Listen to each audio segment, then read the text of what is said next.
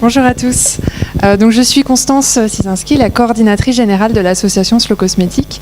Et donc si je vous parle aujourd'hui dans cette belle journée où on croise toutes nos initiatives, c'est pour vous parler de l'angle cosmétique, parce que effectivement la question chaque jour se pose: qu'est-ce qu'on met sur nos peaux? On se lave, on se maquille, on hydrate nos peaux, on met du déo, on met du shampoing, éventuellement de la laque. Voilà, chaque jour notre corps est abreuvé de toutes sortes de substances dont je vais vous parler rapidement, et voilà, pour vous aider un petit peu à faire le tri, parce que donc le constat de départ qui a donné naissance au mouvement Slow Cosmétique que je représente aujourd'hui, c'est que les sociétés d'aujourd'hui, il faut bien se rendre à l'évidence, on surconsomme la beauté, mais de façon effrénée.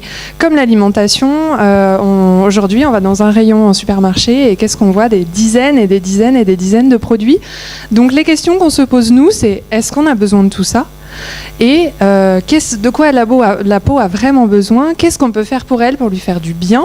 Et les questions là que les médias sont en train de nous faire revenir, c'est: est-ce qu'on lui fait pas du mal avec ce qu'on utilise aujourd'hui? Donc pour faire le tri là-dedans, donc l'association se propose de vous aider. Donc parce que la surconsommation des produits tels qu'on la voit aujourd'hui, donc plusieurs des intervenants ce matin ont pointé du doigt en fait ce déclic là, c'est: on surconsomme, on achète comme des fous des dizaines et des dizaines de produits chaque année. Donc je vous passe les chiffres sur les déchets que ça implique et surtout le coût sur le portefeuille, mais de fait il y a un impact très fort de cette action quotidienne qu'on a avec nos cosmétiques. Qu'est-ce qu'on fait chaque jour en achetant des produits différents pour nous, encore un produit différent pour monsieur, encore un produit différent pour les enfants, et puis un produit pour les yeux, et puis un produit pour le cou, et puis un produit pour les mains, et ainsi de suite.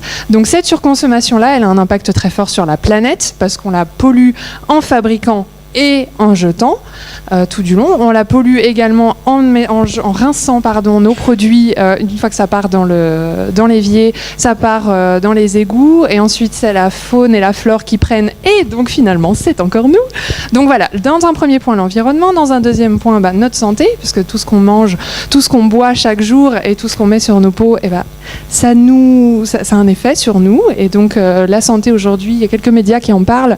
On a les cancers qui augmentent, on a les allergies qui augmentent, on ne sait pas trop pourquoi, on sait qu'il y a des choses un petit peu douteuses, mais dans le doute on continue, surtout, on continue parce que c'est bien comme ça. De toute façon c'est pas encore scientifiquement prouvé, donc dans le doute on y va.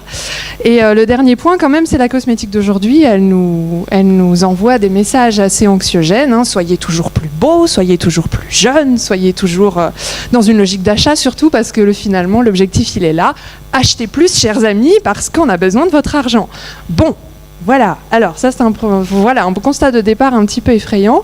Le brainwashing, il faut être beau, il faut être jeune, on y va. Le greenwashing, c'est vert, regardez, j'ai mis des belles feuilles vertes sur mon emballage, c'est fantastique, c'est naturel, achetez donc. Allons-y gaiement, objectif, dépenser toujours plus d'argent. Alors Herveline nous a dit, si on choisit intelligemment, on fait des économies. Et moi je suis là pour vous parler de ça aujourd'hui. C'est une fois qu'on a fait ce constat un petit peu dramatique, de se dire ok, c'est pas top ce qu'on a aujourd'hui, je vous propose de changer ça. Parce qu'on est là aujourd'hui pour parler de changement, pour parler d'initiatives personnelles, parce que la cosmétique, ce sont nos choix du quotidien.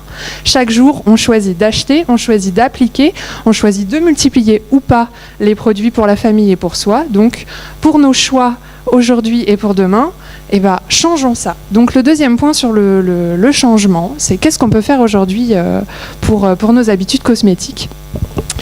Tout simplement, c'est les petits papiers qui ne servent à rien, on les met pour se rassurer, mais...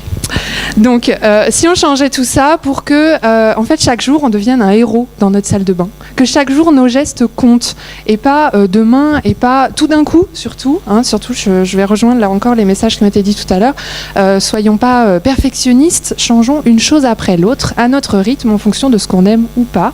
Et donc dans ces changements là, le premier c'est de vouloir pousser une cosmétique propre. Ça veut dire une cosmétique avec des ingrédients qui sont bio, qui sont bruts, des ingrédients qui nous veulent du bien aussi. Et là, c'est le deuxième point que la Slow Cosmétique pousse au-delà de la cosmétique propre. C'est une cosmétique intelligente qui apporte quelque chose d'intéressant à votre peau. Pas des produits qui sont avec du pétrole, des plastiques, des choses synthétiques qu'on a recréées pour qu'elles soient bien lisses, bien douces. Voilà. On veut une cosmétique intelligente qui soit pensée en fonction des ressources de la planète. C'est quand même pas si fou que ça de vouloir ça.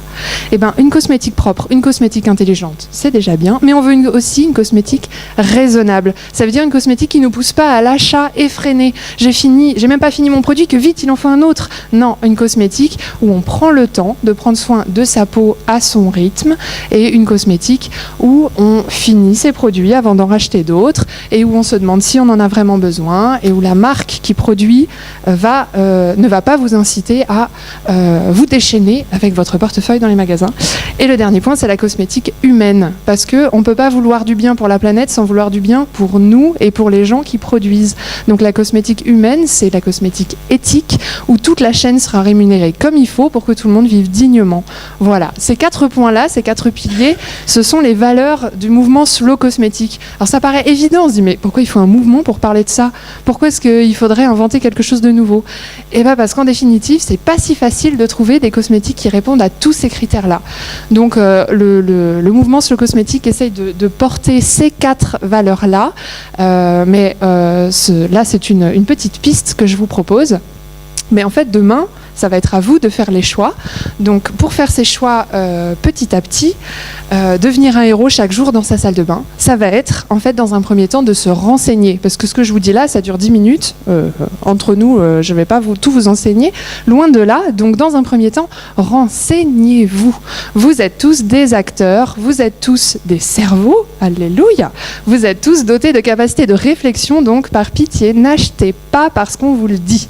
Achetez-le parce que vous l'avez décidé, parce que vous validez le projet de la marque ou du produit. Achetez-le parce que vous y croyez, parce que vous avez lu la liste des ingrédients. Ah mon Dieu, cette liste illisible, ce truc en latin. Non, c'est pas si compliqué, c'est en fait toujours les mêmes ingrédients. Les 5 premiers ingrédients de la longue liste, ce sont en fait 70% du produit. Donc si vous lisez juste les 5 premiers, vous avez déjà une bonne idée de ce que ça contient. Et s'il n'y a que du chimique voilà, qu'on reconnaît assez facilement, pétrolatome, tous les noms en on, en Anne, une fois que vous les avez repérés, eh ben vous fuyez. Et puis plus la liste est courte, et meilleure elle est.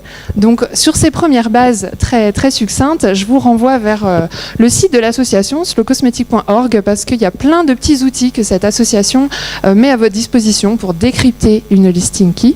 Et notamment, vous avez sur la table là les flyers de l'asso qui ne sont pas juste des flyers promotionnels, parce qu'on n'est pas là pour vous filer du papier. Entre nous, c'est pas très zéro déchet. Par contre, à l'intérieur, vous avez un petit aide-mémoire que vous pouvez garder dans votre sac. Et au moment d'acheter, vous regardez, ah oui, cet ingrédient-là, ah ouais, non, pas bon, on passe. Et on se rappelle toujours que moins, c'est mieux. Si ça, c'est le slogan que vous devez avoir constamment en tête. Moins de produits, moins d'ingrédients, moins d'euros aussi, parce qu'il s'agit quand même de dépenser moins et d'être plus intelligent dans nos routines.